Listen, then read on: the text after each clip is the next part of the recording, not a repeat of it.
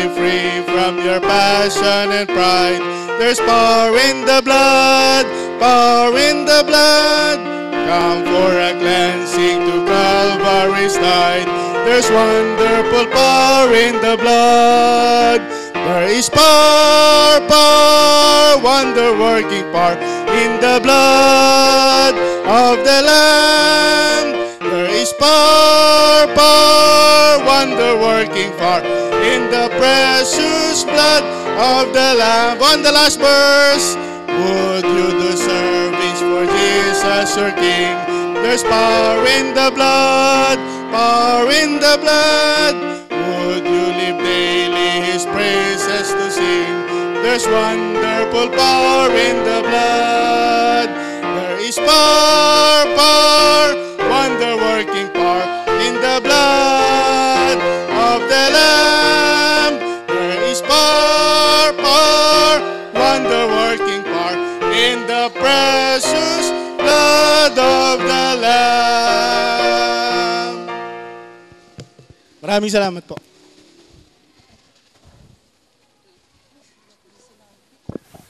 Hello. Hello. Hello.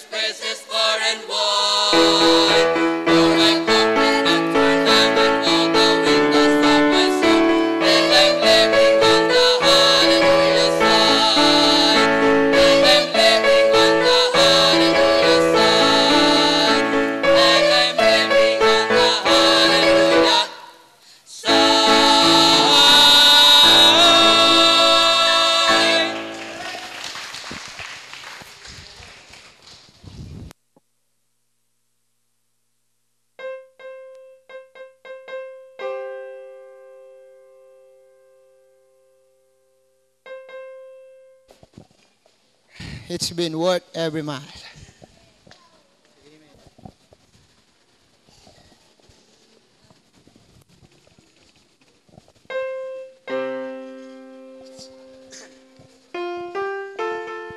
Hello.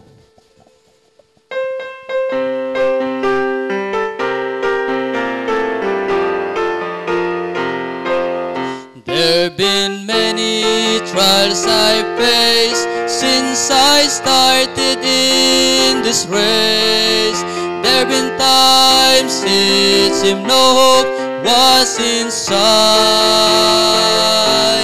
There've been times that the valleys seem so long, dark and cold, but my Lord has been with me each step of the way. It's been worth every mile, it's been worth every try, it's been worth every valley that we've crossed. It's been worth everything that we faced in His dear name, and it will work, and when we see His face.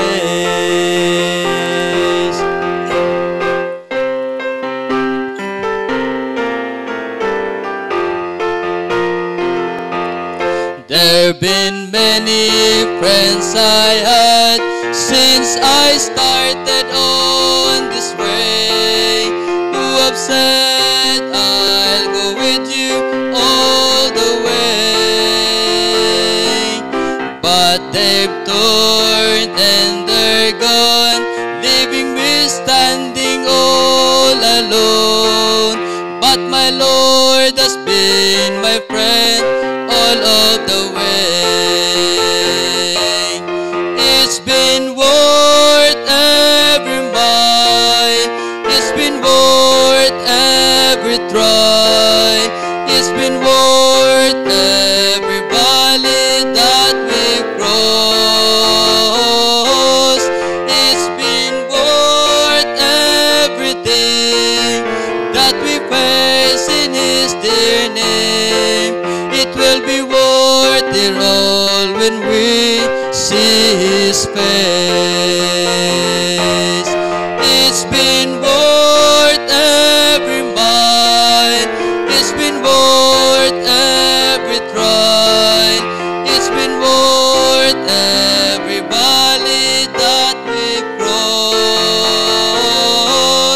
It's been worth everything that we faced in His dear name. It will be worth it all when we see His face. It will be worth it all when we see His face.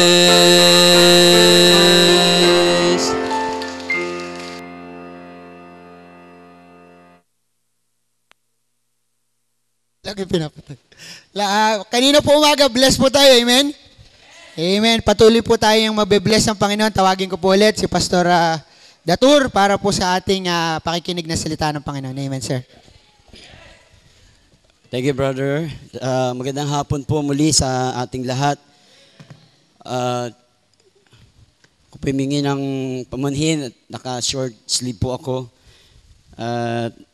Yung aking barong na suot kanina ay kailangang palitan. Mas maganda yung pagkakanta ni ngayon ni Brother Lito.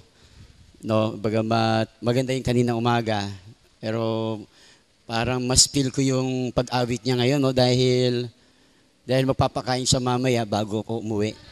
Yun ang hindi ko makakalimutan yung yung pagkakataong ito. Okay, ngayong hapon, kung tayo po ay hanggang alas 5 lamang, salamat po sa inyo pong prayers at ganito po ang inyo pong trust na ibinigay po sa lingkod ng Panginoon. Lalo tigit sa butihing pastor dito po sa iglesia at ng kanyang buong pamilya. Alam nyo, tama-tama po yung mensahe po na inihanda ng Panginoon sa atin. It's worth every mile. Ano ho? Tunay po na ang takbuhin ng isang mananampalataya ay masalimuot. Pero bawat gawain po natin, ginagalawan, ay lagi mayroon pong kahalagahan po ito. Isa pong mensahe na marahil hindi ko na masyadong kakwento kasi familiar po sa atin, karamihan, doon po sa life ni Moses. At muli buksan po natin sa Exodus chapter 14. Basahin po natin. Tayo po ay tumayo pong lahat bilang paggalang sa salita ng Panginoon. Dito po sa Exodus chapter 14. Hintayin natin iba habang binubuksan po natin ito pong salita ng itong Biblia, isang salita ng Panginoon. Babasahin ko po sa inyo ang mga talata po hanggang sa huling talata. From verse 29, Exodus 14. Pag-aralan po natin, facing the impossible. Facing the impossible. But the children of Israel walked upon dry land in the midst of the sea, and the waters were a wall unto them on their right hand and on their left. Thus the Lord saved Israel that day out of the hand of Egyptian, and Israel saw the Egyptian dead upon the seashore. And Israel saw that great work which the Lord did upon the Egyptians. And the people feared the Lord and believed the Lord and His servant Moses. Palain po ng Panginoon ang kanya pong mga salita, facing the impossible. Tayo po'y manalangin. O Ama, salamat po sa napakalaking pribilehiyo. It's a great privilege na makaharap po muli sa inyo, Panginoon, kasama ng aming mga kapatid. Tunay, ang bawat isang narito, kami po ay muli po inyong tulungan at bigyan ng makalangit na kaalaman. Puspusin mo ng iyong Santong Espiritu ang bawat makikinig. Nawa, Panginoon, maabot ko po ang kahilingan ng bawat isa, yung needs. Higit po ikaw ang aabot at kayo magbibigay. Ako po'y mangungusap sa pandinig, sa kanilang tenga, at kayong mangusap sa kanilang puso. Panginoon, pagpalain mo po kami at narito po kami at muli nagpapasalamat sa buong araw na makabuluhan at kami po ay kinakasangkapan mo sa mga gawain. Muli, Panginoon, pagpalain mo kami sa iyo po ang kapurihan sa matamis sa pangalan ng aming Panginoong Hesus. Ito po ang aming dalangin. Amen. Makakaupo na po tayo, mga mahal na kapatid. Facing the impossible. Tayo po ay nakaranas na ng mga bagay na galing sa Diyos. Sabi nga, yung every gift and perfect gift is from above. Meron po akong mga kinuha sa Old Testament, even New Testament, na nakaranas po ng himalang gawa ng Diyos. Okay? Kung babalikan ninyo yung panahon ni Sarai, meron po isang talata po doon na sinasabi, is anything too hard for the Lord? Walang mahirap sa Panginoon na kahit si Sarai ay nagtatawa o natawa sa sinabi ng anghel na ikaw ay magkakaanak. Dahil ang kanyang edad ay 90 na po. Kaya kumbaga ay lipas na ang kanyang yung panahon. Bilang siya isang, sabihin natin ay dalaga, no? Sabi niya, magkakaanak ako. So, tunay po, pinangyari ng Diyos na si Sarai, na pinangalan na Sarah, at siya'y binigyan ng anak na pangalan ay Isaac. Amen? Isa po sa mga nakaranas po ng himalang gawa ng Diyos, ay hindi lamang po si Sarah at maging itong si Elizabeth. Yung sinabi po doon sa Luke chapter 1:37, for with God, nothing shall be impossible. Amen? So, alam natin, si Elizabeth, ang naging anak ay si John the Baptist, na siya namang pinsan ng ating Panginoong Jesucristo. So, ating tinitignan, even dun sa Matthew 14, verse number 25. Sabi nila, the fourth watch, equivalent po nito is mga early in the morning, mga 1 a.m. to 3 a.m. Nagpakita ang Panginoon ng himala sa mga alagad. At doon po ay lumakad si Pedro sa tubig. Kaya ang sabi ni Pedro, paparyanin mo ako, Panginoon. At sinabi ng Panginoon, halika Pedro. Nakaranas po ang isa sa mga magiting na tagapangaral na si Pedro sa pinamalas ng Panginoon sa kanya. So hindi lamang po yan maging si Samuel na naging anak ni Hannah. Si Hannah ay hindi magkaanak, kaya araw-araw siya ay nasa templo. Ang kanyang asawa ay sabihin natin ay hindi perfect, hindi po matuwid sa Panginoon. At dahil sa kanyang panatili sa Panginoon everyday, ika nga sinabi po ng Biblia na siya po ay tinaguri ang shiver as son. Sabi doon, I am a woman of a sorrowful spirit. So, mingi po si Hannah ng anak at siya po'y binigyan ng pangalan ay Samuel. Doon po kinuha po yung na Jehovah Jireh, binigay ng Panginoon. So, hindi lamang po yung mga kapatid, remember si Lazarus. Amen? Kapatid ni Mary and Martha, nagkasakit po ang kanilang kapatid, malis ang Panginoon, nangaral, ang pagbalik ng Panginoon, patay na si Lazarus. Ayon sa kaugalian, pinamalas ng Panginoon sa ika-4 na araw, binuhay ng Panginoong Yesus si Lazarus. Lazarus come forth. At pinakita ng Panginoon ang kanyang himala, ang kanyang ginawa sa kanyang mga anak. Alam nyo, ito pong ating pag-aaral, the facing impossible. Kahit po kami nakaranas po ng mga himalang gawan ng Diyos.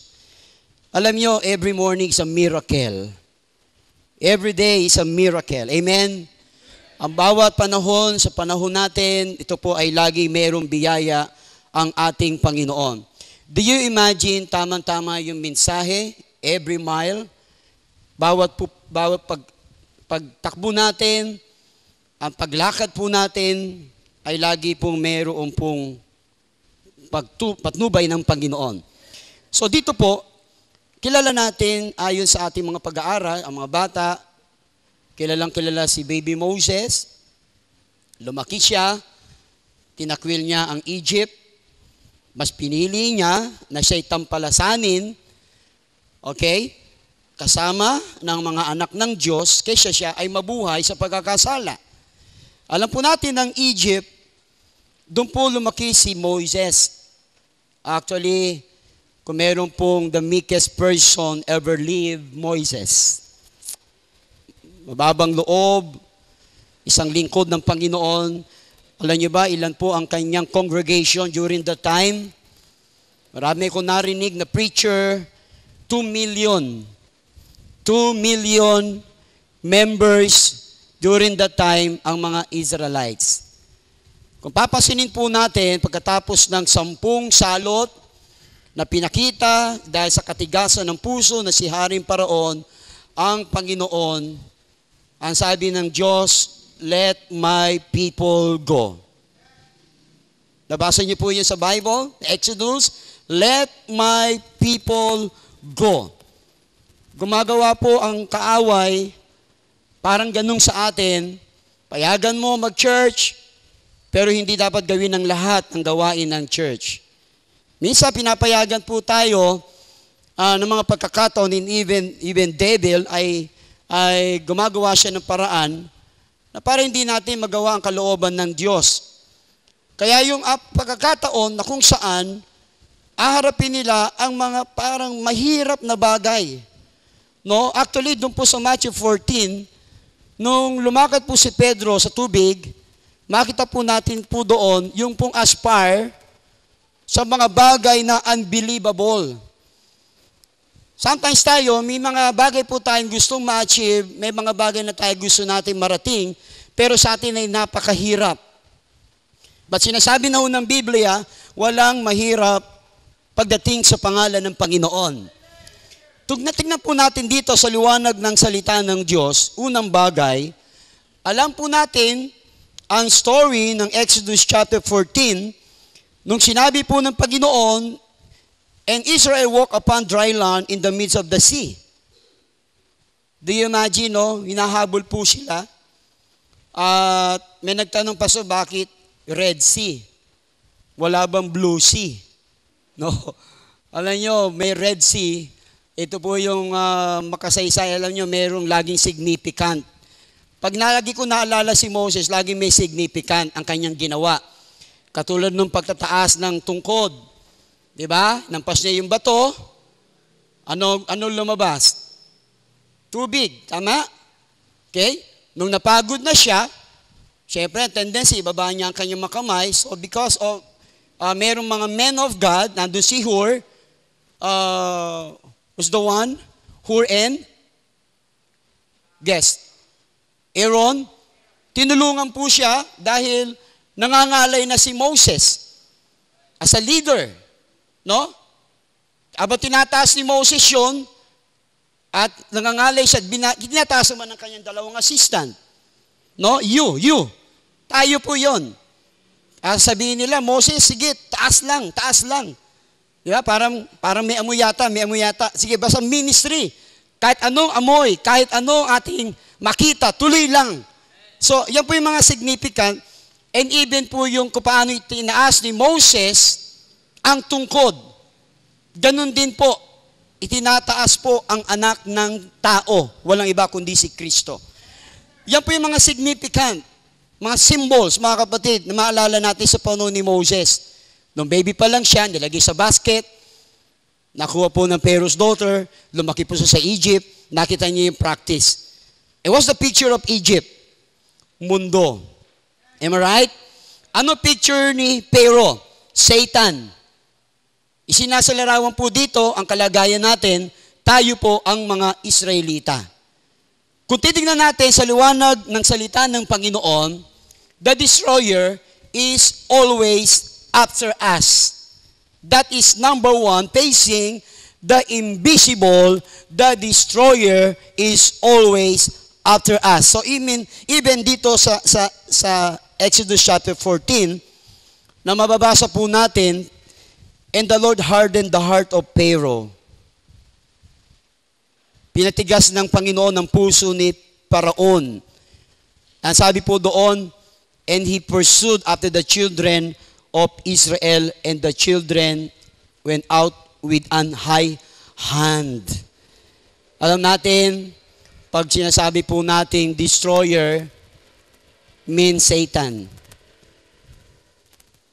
Hebrews 11, verse number 1. Hebrews 11, verse number 2. Yung mga following verses, that is a man of faith. And Hebrews chapter 12, ang sabi doon sa praise ng chapter 12, verse 1, let us run with patience. To beset us. Inihanda ng Panginoon sa atin, yung pong takbuhin, okay, there's a course to be run. Bawat sa atin ay mayroong kurso, mayroong po tayo tungkulin, but the destroyer is always after us. Bakit to? Dahil wala pong gagawin ang kaaway, kahit po ang Panginoong Isus, kahit po ang mga alagad, makita po natin, kahit yung sabihin natin, gagamitin someday ng Panginoon, ay niliglig ni Satanas, upang makita po natin dito na isang araw ay pwede rin tayong ligligin ni Satan, para i-down po tayo. Hindi yung madali. The destroyer is always Satan, Pharaoh. Do you imagine, hindi lang siya. And all the horses and chariots of Pharaoh, and horsemen and his army, and overtook them encamping by the sea beside Piharoth before Baal-Zephon. Alam niyo, kung titingnan po natin yung lawak ng Red Sea, yung surface, yung area, that is 437,000 kilometers. 437,000 kilometers. Ganun po kalawak yung area. Okay? Do you imagine? Kung ako nag-isip, 25 years ago, kung dadaanan ko itong ministry at yung paglilingkod natin, kung pinakita na ng Panginoon itong mangyayari sa'yo, siguro doon pa lang, madi-discourage ka na. Maring hindi ka na susunod, sapagkat pinakita na ng Panginoon, kumbaga ito yung future, ito yung mangyayari, dadaanan mo, at even po, mga kapatid, sa buhay natin, hindi natin pipiliin. I'm sure kung ano meron po sa atin ngayon, mga bagay na negative, sure ako na hindi nyo pipiliin. Amen? Mat gusto po natin na lagi tayo nando sa tinatawag po nating comfort zone. Wala tayong problema, wala tayong iniisip, walang negatibo, walang bagay, walang takot. But ito po, sabi po doon, the devil as a roaring lion. And even in Ecclesiastes 7:14, consider that adversity, but consider maging yung joy. Hindi lamang yung kagalakan, consider natin maging yung mga kahirapan na darating sa ating buhay. The destroyer is always. Ito na po. Tapos na yung kwento sa isip nyo. Yung application. Kung may kalaban, may hadlang. Ang kaaway, makapangyarihan. Sure po ako doon.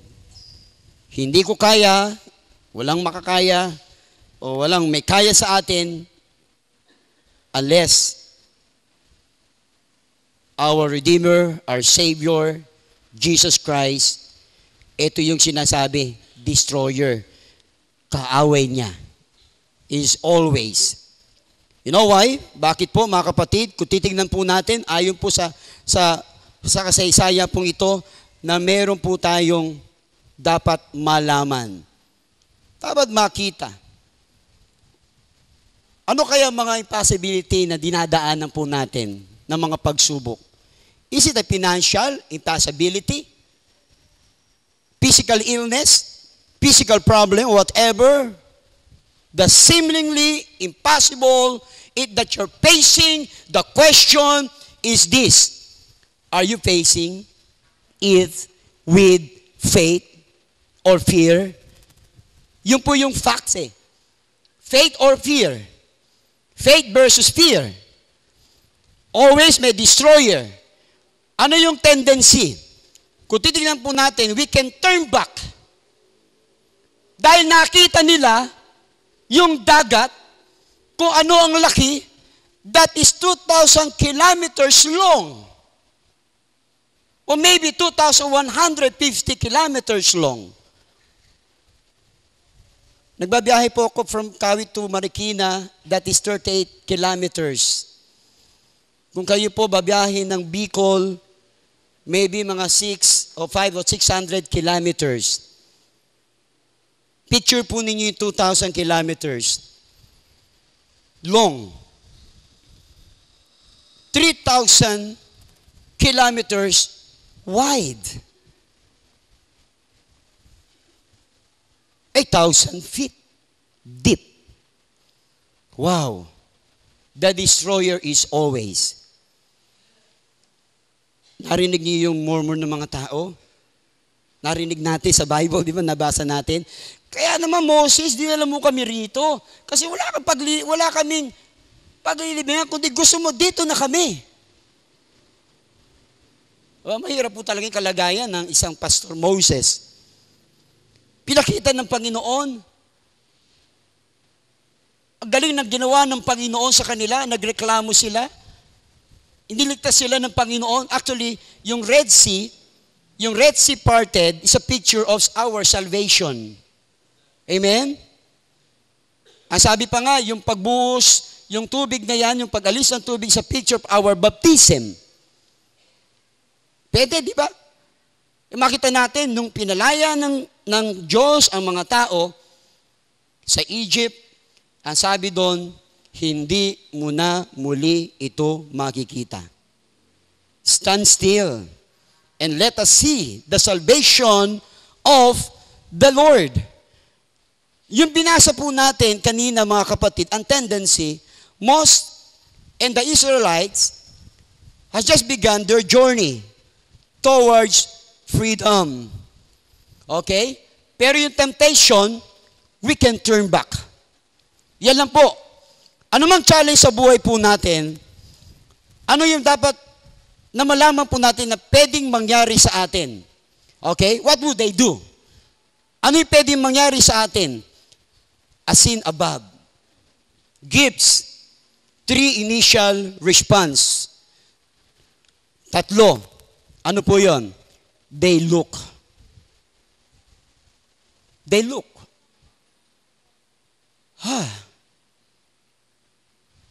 Lawak po yata yung 2,000 kilometers. Ano gagawin namin dito? Okay? Kaya yung mormon ng mga tao, yung kanilang complaint, diba? One of our tendency in our journey, yung heaven na. Yung trials, obstacle, and facing the impossible, ang hirap naman talaga, pastor. Katulad ng mga verses, walang mahirap sa Panginoon. Dadamputin nyo lang yung sasabihin ko, a-agree kayo, subalit pag nasa gitna na kayo, parang salita lang pala yun. Sa marami, madaling sabihin. But alam nyo, kalaban ng fear is faith. Kalaban ng faith is fear. Looking unto Jesus. We're looking forward. Di ba? Ang church, dumadaan. Facing the impossible. Pero gusto ko po yung challenge mga kapatid, don't expect. So we need, kailangan tayong kumilos. Everybody, kailangan gumawa pa rin para sa gawain ng Panginoon. Kung magdadala si Moses ng blessing, huwag tayong aasa doon sa dala lang ni Moses na blessing. But ang bawat isa ay dapat makiisa para tumakbo ang gawain ng Panginoon. Ang pagpapala ng Diyos ay makita natin dito, mga kapatid, mga kaibigan. Sinabi ng mga tao, is it because there were no graves in Egypt? Wala kaming malibingan, kaya dito na lang kami. Looking back, and then they were afraid. No? Hindi lamang po nakita nila, but they were afraid. Lagi tayo merong fear sa buhay na ito, lalo pagkatapusan. Pag-atrenta, tama po si pastor. Wala yatang rito nagbabayad ng atrenta. O sige, atrenta ay uno. Di ba? Minsan natatakot tayo doon sa uno. No? Pagbayad mo ng rental mo, bukas mayroon ka na namang utang. First day. Ang daming payments. Ba? Tuition fee. Tapos kung ikaw ay nag-under ka pa ng medication, andyan pa yung pangangailangan mo. Di ba? Natakot sila. They were afraid. But what happened? They cried sa Diyos. They cried out to the Lord. But let us not be deceived by their response. Huwag tayong papadaya. This was not a cry of trust. Rather, it was a cry of anger. Yes. Hindi sila umiiyak sa harapan ng Diyos dahil nagtitiwala sila sa Panginoon. Kundi sila umiiyak dahil nagagalit sila sa Diyos. The destroyer is always. Wala po exempted, wala po tayong makita dito mga kapatid, kundi move forward, migi po tayo facing the impossible. Kung meron po isang bagay, ang buhay ng ating Panginoon ay isang halimbawa. Paano pinakita niya ang kanyang mga gawa? Stand still. Meron tayo na awit sa church, stand still and let what? God move. Kaninang umaga, binanggit pa rin doon, stand and I will fight for you. Diba?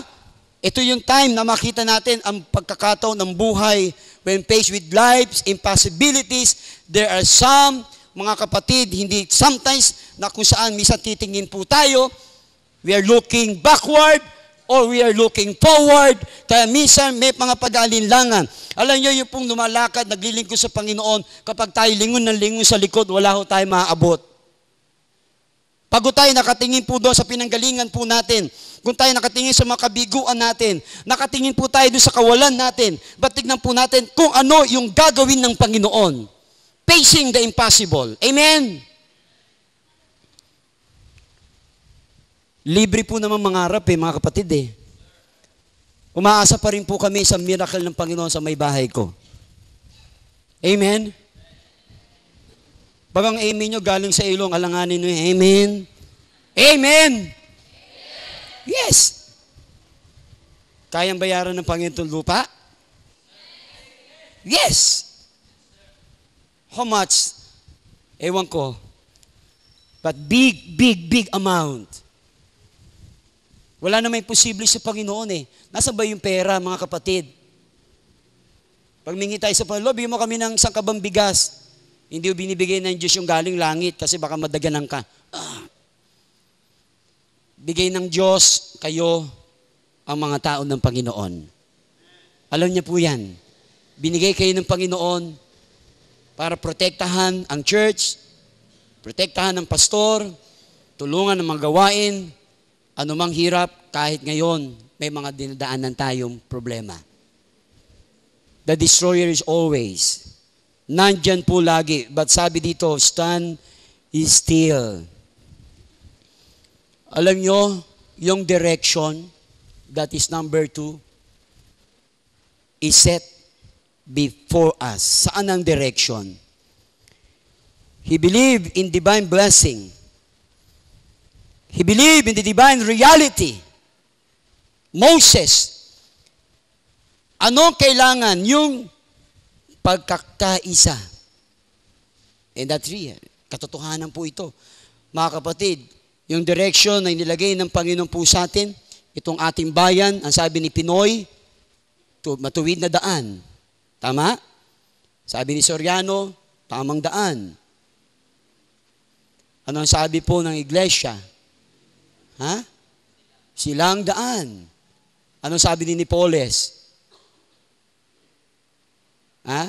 Ano? Isang daan. Yun ba yun? Hindi yun sinabi ni Napoles. Diba? Direction.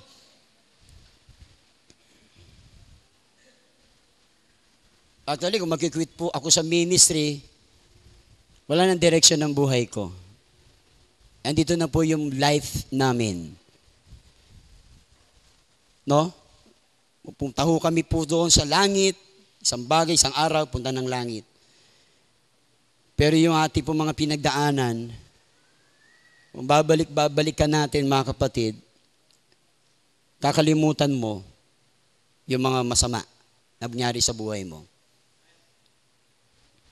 Diba? Si Jephthah. Adopted lang siya wala nagmamahal sa kanya. Pero isang araw, ginawa siya ng Panginoon na leader ng isang bansa. Yes. Marami po mga tao sa Bible. Akala, wala nang direksyon ng buhay. Pero, andun ang gawa at kilos ng Panginoon. Ang kailangan lang, stand still. Go forward. Sipin ninyo. Yung binasa po natin, naging wall po yung tubig. 2,000 kilometers. 3,000 wide, 2,000 long, and 8,000 feet. Sabi doon, naging tuyong daan.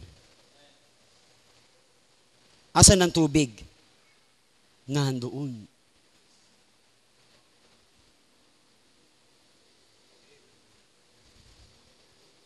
habang sila po ay nahabol, nakikita nila yung sarili nila, siguro nagsasalamin pa sila.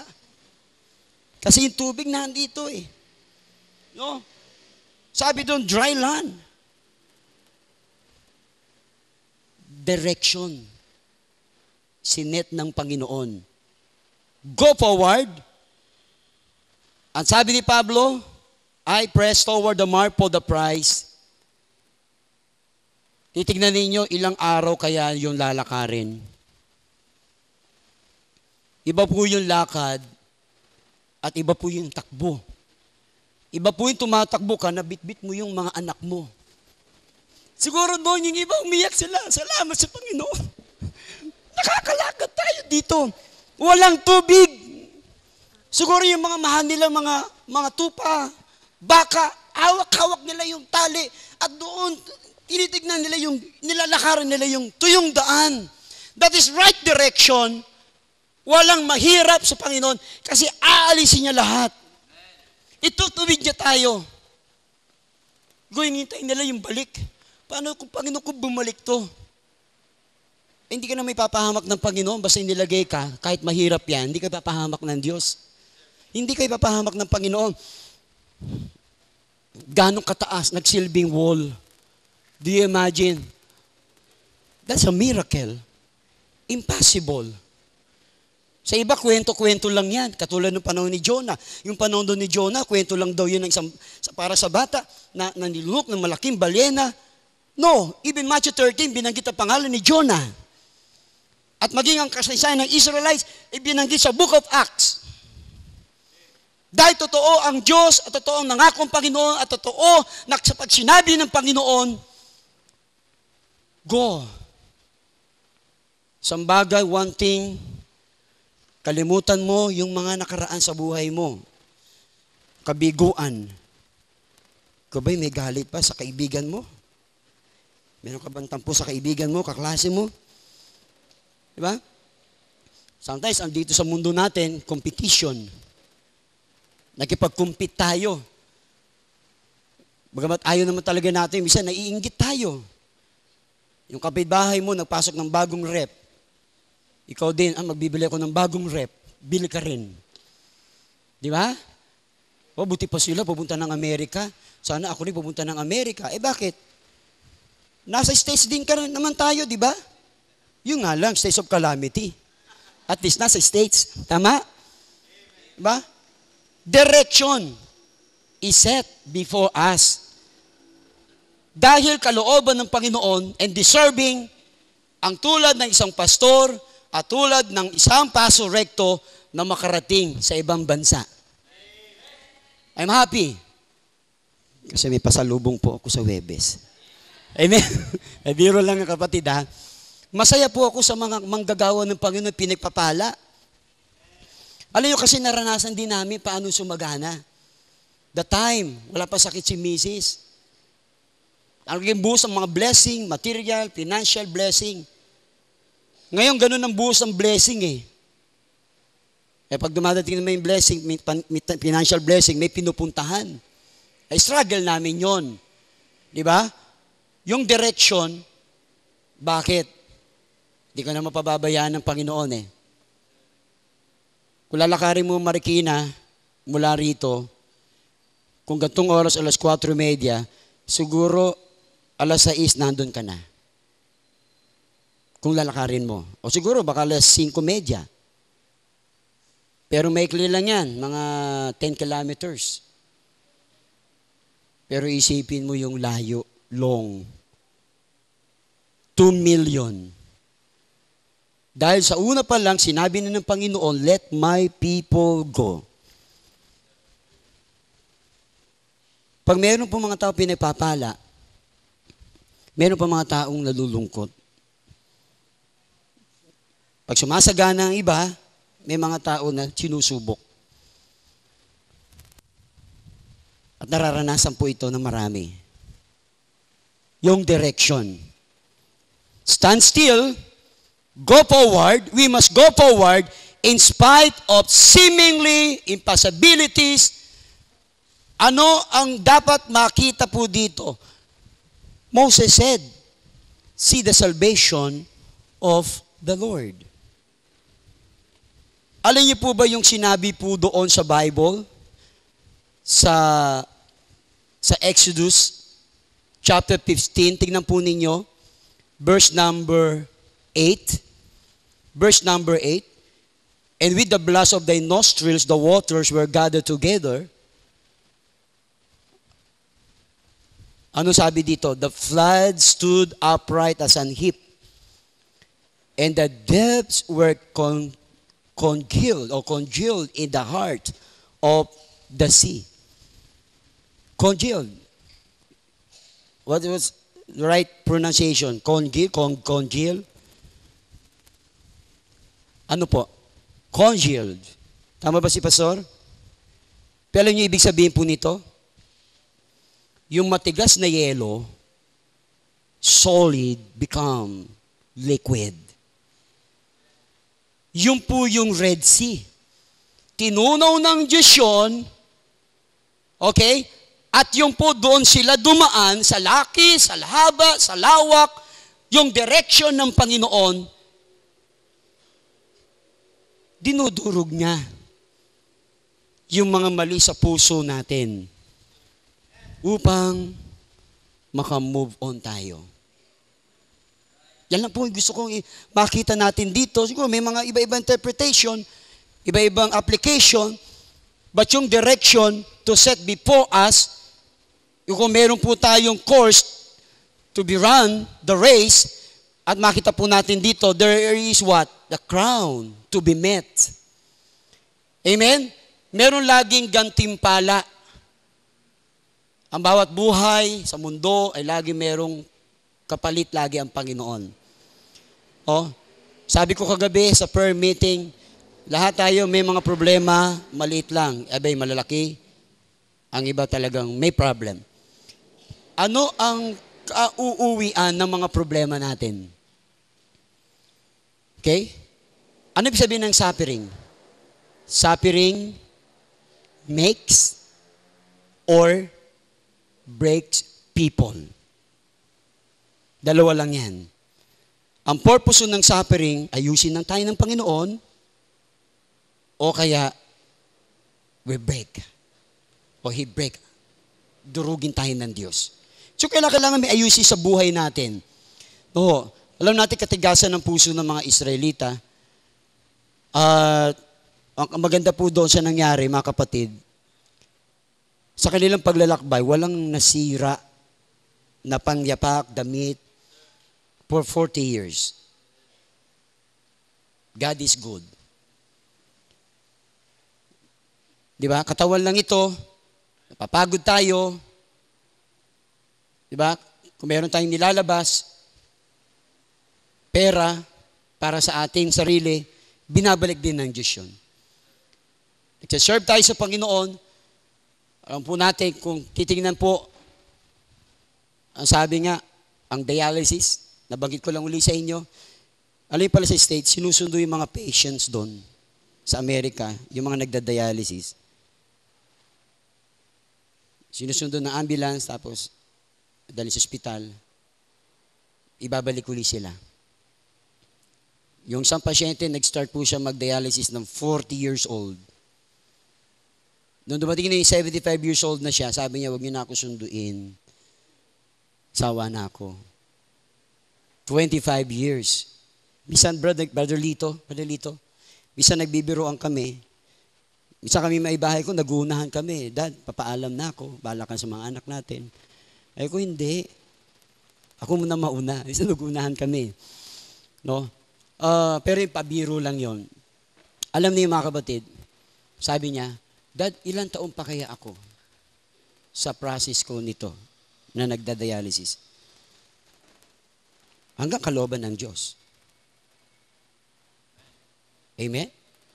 Hanggang ano ang kalooban ng Diyos? Sa amin, no, pakahirap, physically, financially, emotionally. Lahat yata, Brad, sakop na namin yung conflict eh. Basta yung kalooban ng Diyos, still nasa ministry kami.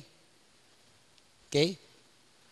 May mga tao, no, blessed kami para sa buhay nila.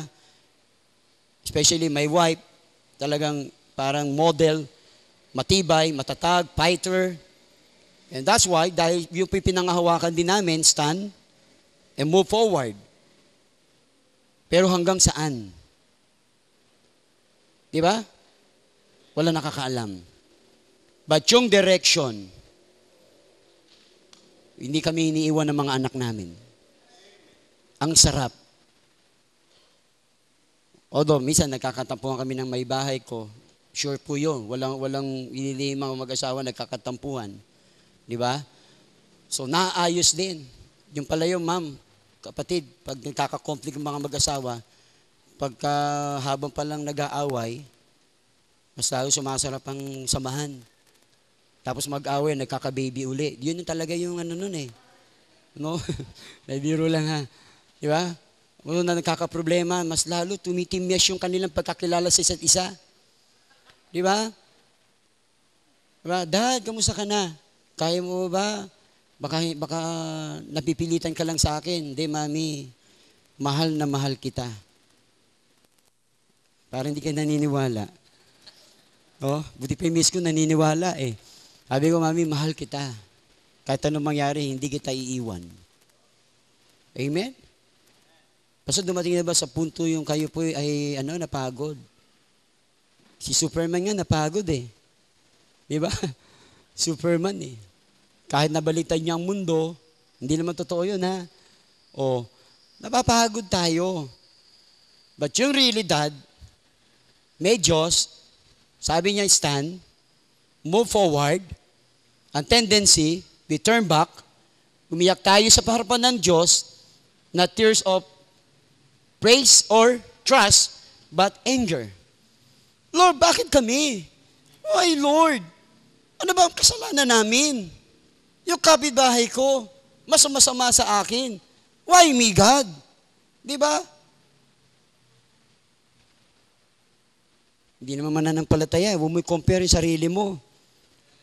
Ang tanongin mo, Panginoon, sana itong pagkakataon sa buhay ko, kahit anong mangyari, makita pa rin yung, mag-glorify pa rin yung pangalan mo.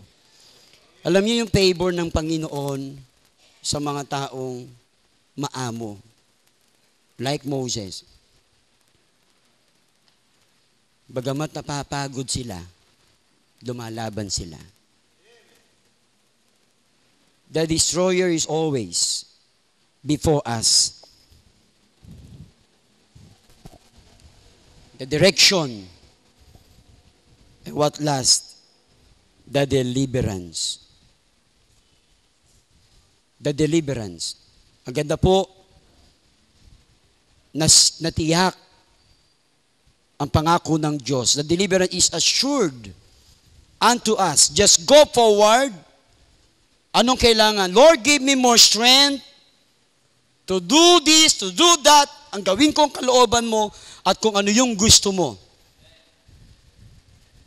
Ang pagsunod sa salita ng Panginoon, kung anong sabihin ni Moses ay galing sa Panginoon.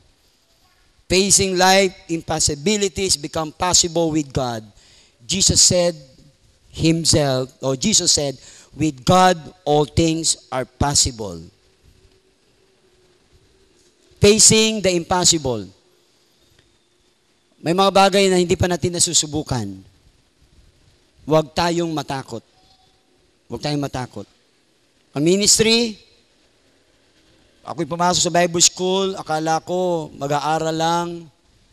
Wala akong alam na verse. John 3:16. Yan lang alam kong verse. John 3:16. Habang tumatagal kami, yun pala yung Bible school. Alam nila yan, mga Bible school student. Oho, doon kami inihasa, sinubok. At sana nga na kami nahasa ng gusto. Dahil kami naman po yung estudyante at kami mayroong practical work.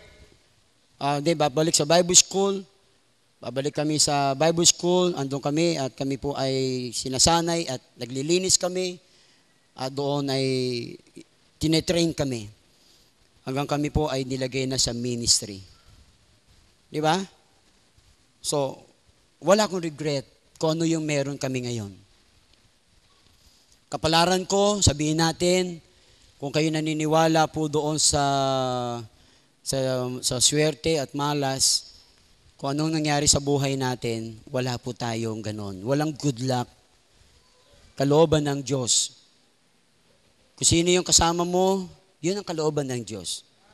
Magtulungan, kaisa, then, okay, magsimula sa bago, sa una. No? Parang ano po yun eh.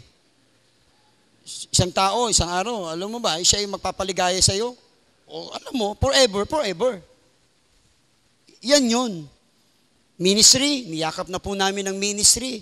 Pinakasalan namin ng ministry dahil mahal namin ng Panginoon at nandito kami sa ministry.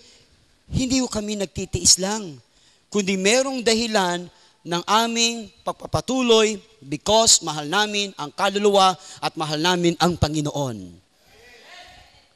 Ang takbuhin, maybe another 10 years.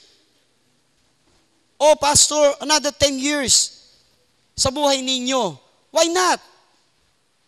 The 10 years struggle, 10 years fear, but nandun yung 10 years challenge. Bagamat may fear, pero yung faith, ipinapadama pa rin natin sa Panginoon. Yung pananalig mo, pananampalataya mo sa Panginoon. Susunod lang po tayo dahil sinabi po ng leader? No, dahil sinabi ng Panginoon. At sinabi ng Panginoon sa leader na si Moses. Alam natin po, mga kapatid, at nandun po sila, ano yung namamagitan po doon? Dahil ba sinabi ni Moses at dahil ba nakita ng mga taong kilos ng Diyos? Yes, nandun po. Yung presence ng Panginoon.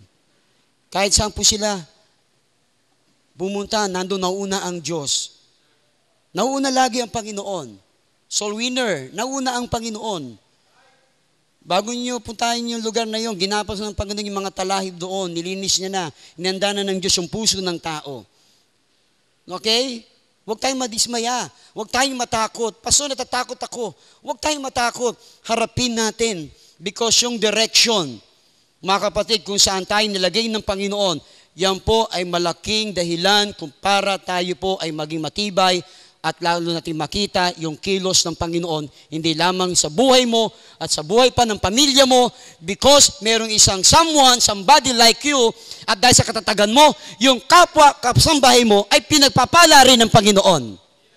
And through Moses, kung walang Moses, ano dadaanan ng mga Israelita? Dahil may leader. Kaya malaki ang saludo natin sa leader, lalo sa pastor na itinalaga ng Panginoon. Iga-guide ka. Tutulungan ka, tuturuan ka, patatatagin ka. Unless kung ayaw. Moses, maamo, buhay na mabait, na lingkod ng Panginoon, pero minsan ay nagalit. Di ba? Nakita nila ang ibibigay na ng Diyos yung kalayaan. Pagkat ang sabi po doon, and as for you, lift up your staff and stretch out your hand over the sea and divide it, and the sons of Israel shall go through the midst of the sea on dry land.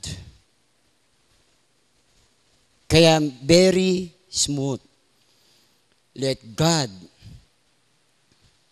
hayaan natin ang Diyos. Ano sabi ng Panginoon? Come unto me, all you that labor and heavy laden, and I will give you rest. My yoke is easy, learn of me.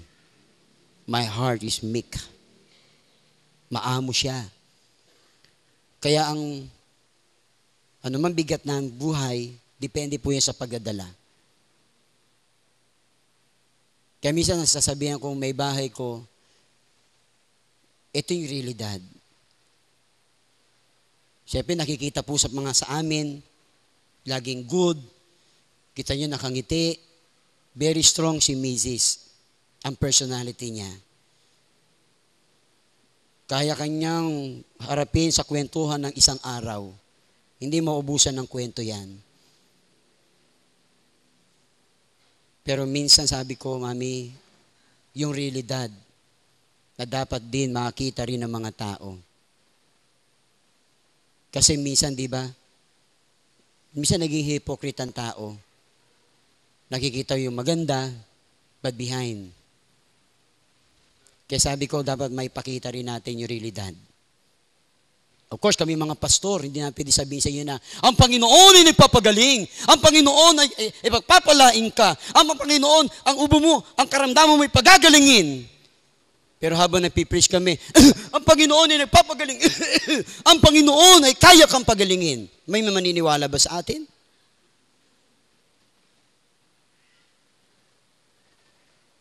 Kaya nga, kagabi, sabi ko, Mami, stress ka.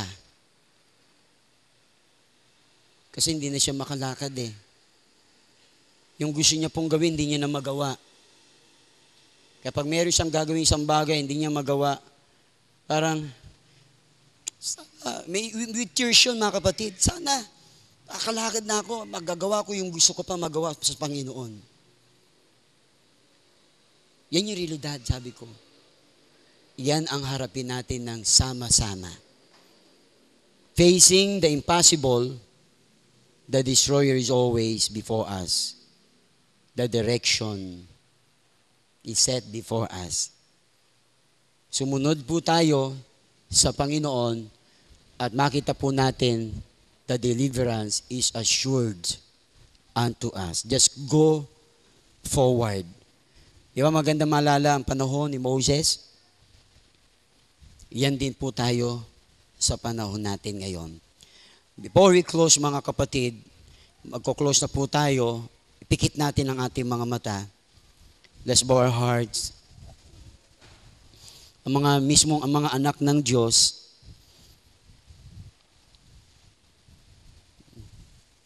ang nais natin tagumpay. But there is no shortcut.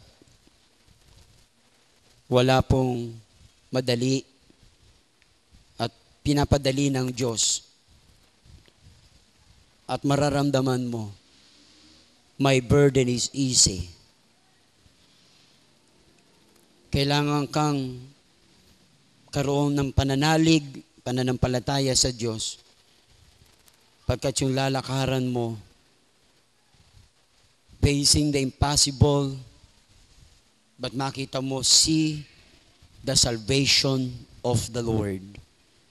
Hindi mo na muling babalikan yung nasa likod mo. Ang sabi ng Panginoon, go forward. Gaano man niyang kalayo, gaano man niyang kahirap, maybe valley, maybe mountain, but listen this mga kapatid, gumawa tayo ng magaganda sa Panginoon, attempt great things for God and expect great things from God. Paano gumawa ang Diyos sa mga bagay, sa mga tao na mga himalaang bagay? Ang pagpapala ng Diyos, ang pagkilos ng Panginoon ay pwede niyang gawin sa atin. Every generation mayroon pong gawa ang Diyos.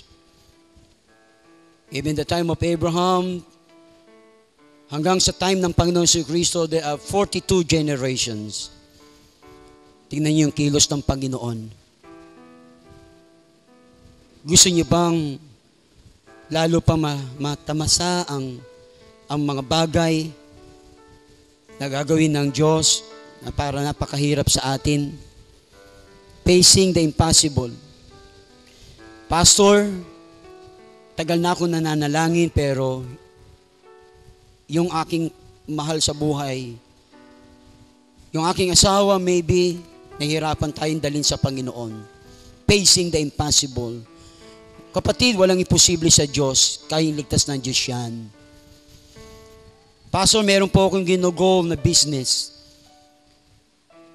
Bakit di natin abutin na kasama ang Diyos? Pastor, meron po akong karamdaman. Maring nandiyan yung fear, natatakot tayo, baka isang araw lumala ang ating sakit. Kapatid, wag nating katakutan isang bagay na hindi pa dumarating. Meron kang malaking obligation Maybe ikaw ay nasa decision o valley of decision. Hindi mo tiyak kung tama ang iyong pagkapasya, natatakot ka. Itong salita ng Panginoon, siya sa atin mo ang salita ng Diyos, siya ang magtuturo sa iyo. Kung ikay kinausap ng Panginoon habang tayo po, ay narito, tumayo po tayong lahat.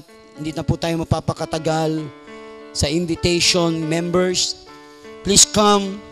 If God spoke to your hearts, don't hesitate to come. At the back,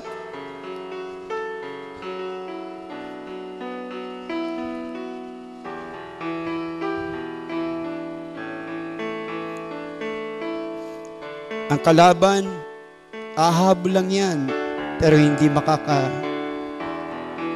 sa atin yan. Stand. Move forward.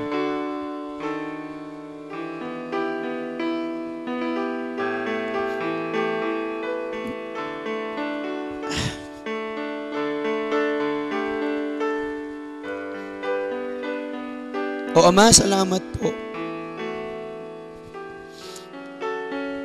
Alam po namin ang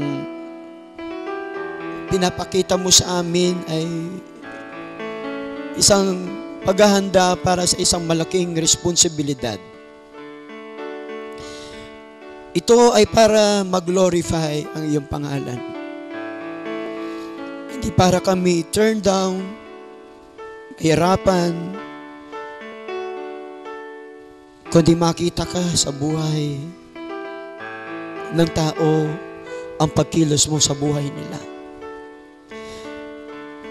Although meron pong enemy, but we deliver us. We deliver so sa mga bagay. Kami, Panginoon, ay hawak mo ang iyong mga kamay.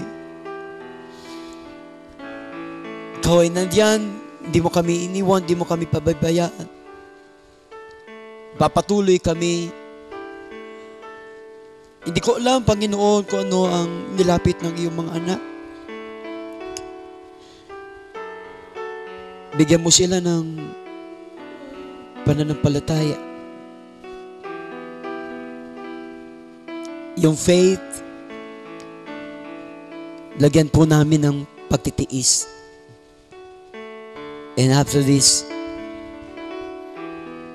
nandun po yung blessing. Ang iglesia po, ang City of Pasig Christian Bible Baptist Church, facing the impossible, but sa iyo, Panginoon, gagawa ka ng mga bagay na posible sa kanila. Pakikita mo. Thank you, Lord. Ngayong hapon, inilalapit ko po sa inyo ang iyong mga anak. I don't know ano yung struggle sa buhay nila.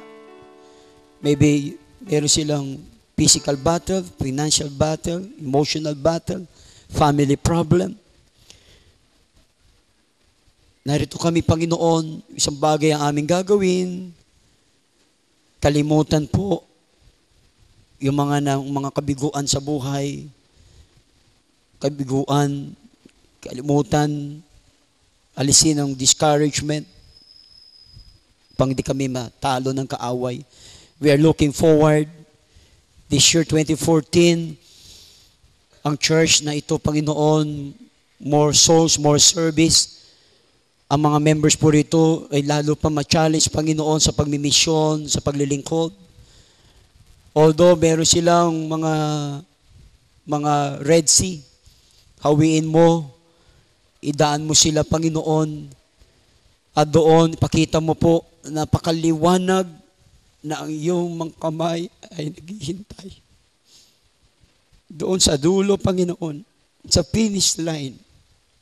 Salamat po. Bless us. Teach us. Speak us. Uwi kami, Panginoon, at ang blessing, iuwi po namin, Panginoon, ang mensahe, tagumpay ay ibinibigay namin sa inyo. Ang pasasalamat ay binibigay namin at ang kalawalatian ay sa inyo, Ama. Salamat po. Yung kaligtasang nasa amin, that's enough. Yung mahal mo kami at hindi mo kami pababayaan. Sa iyo, Panginoon, ang future namin, ang buhay namin, nandito kami, susunod po kami. Whatever it takes, maglilingkod kami sa inyo. Salamat po dahil yung mga mahirap na mga bagay ay gagawin mong madali. Sa iyong kapurihan, basbasan niyo po ang bawat isa sa pangalan ng Ama at ng Anak at ng Banal na Espiritu Santo. Dati magsabi po ng Amen. God bless you.